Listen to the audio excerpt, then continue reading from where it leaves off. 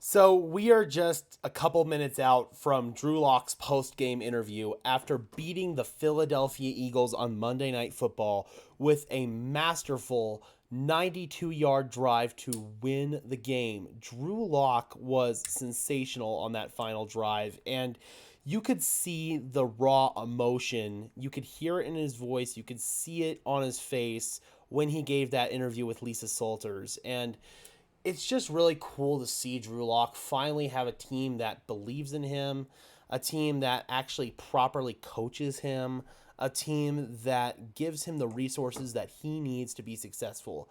Was Drew Lock perfect tonight? No, he was far from perfect. But did he get the job done in the clutch? Oh, yes, he absolutely did. And you have to imagine, just after the complete roller coaster of what he has been through over the past 3 years, from losing his starting job to Teddy Bridgewater, obviously getting traded to Seattle, having to compete for the starting job in Seattle that first year, losing it, then coming back to Seattle as the backup to Geno Smith on a 1 year deal. Drew Lock has been through just a roller coaster these past few years, and it's just so cool to finally see somebody believe in him in the Seattle Seahawks. And it's so cool to see him have some success in the NFL. There's always that sector of Broncos country, I know, that is going to have the what if, because Drew Lock was somebody who had a lot of talent when he was drafted. And you have to wonder if he had better coaching coming in. He didn't have Pat Shurmur as the offensive coordinator his second year. Rich Gangarello, for all of his good schematic stuff, there were reasons why he was let go. I'm not going to get into those reasons here. But Pat Shurmur and Vic Fangio, I feel like truly stunted the growth and development of Drew Lock. And I will say some of his own actions did stunt that as well. You think about his actions where he didn't wear the mask and in the team meeting, and all the quarterbacks didn't wear the mask in the team meeting, and obviously that led to the game where they had to play Philip Lindsay and Kendall Hinton at quarterback against the New Orleans Saints and Sean Payton, ironically enough. But there were things that Drew Lock, I feel like, could have done to further enhance his NFL career, especially in Denver. But at the end of the day, man, Drew Lock is a human being, and you could see just the emotion pouring out of him when he gave that post game interview. And he just really feels like somebody who, if he had the proper coaching, maybe could have been more successful.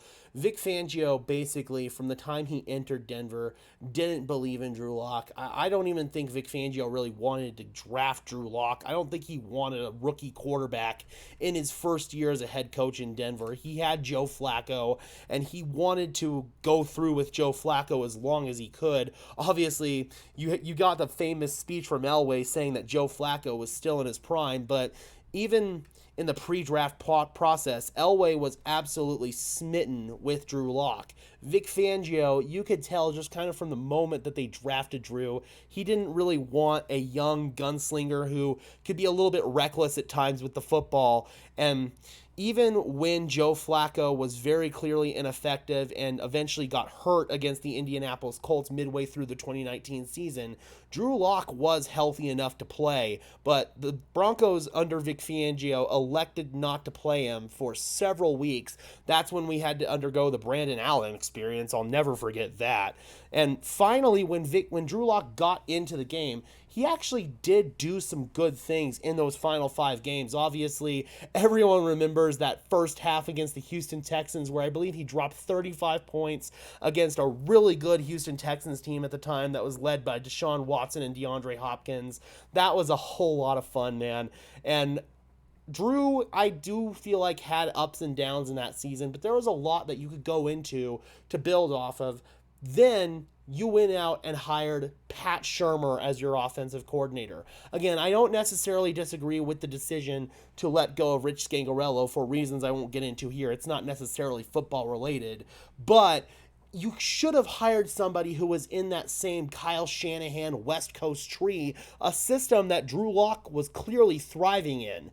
I don't understand why you went out and got Pat Shurmur, whose scheme is almost the complete opposite of that.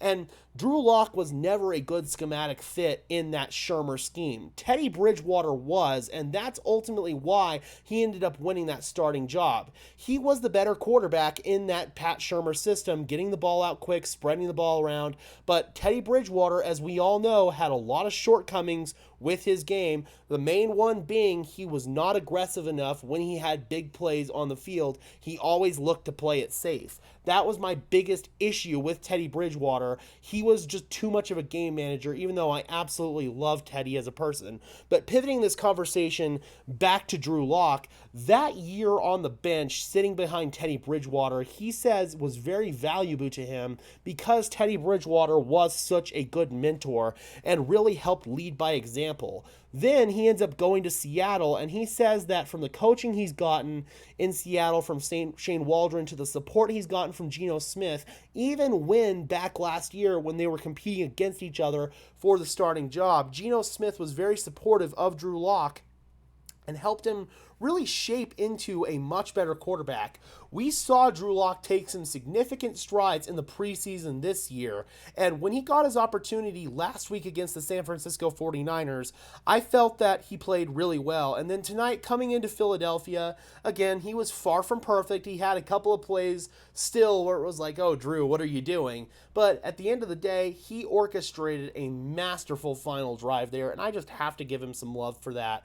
And I know there will always be that sector of Broncos country, again, that wonders what could have happened if Drew Lock was never traded to Seattle and Russell Wilson was never traded to Denver.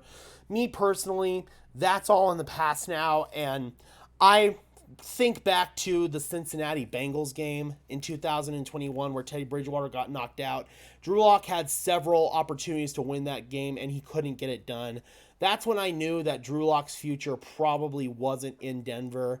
But again, man, I'm so happy for him that he found the right team that truly believes in him. And let's just be honest, man, Geno Smith hasn't exactly been a world beater this year. There's a chance that maybe Drew Lock gets his shot to be the guy in Seattle. Do I think he will? I don't know. We'll see. But I think it's a really interesting storyline to follow. And I'm so happy for Drew Lock to go out there and get a massive win at home against one of the best teams in the NFL. All right, Broncos country, be sure to leave a like on this video as well as subscribe and ring the bell so these videos appear in your notification feed. I would really appreciate it, guys. Those are two free and easy ways to show your support. Helps tell YouTube's algorithm to push us out and helps us get seen by more and more members of Broncos country just like you and me. And until next time, guys, I am your host, Gage Madrid, saying peace out.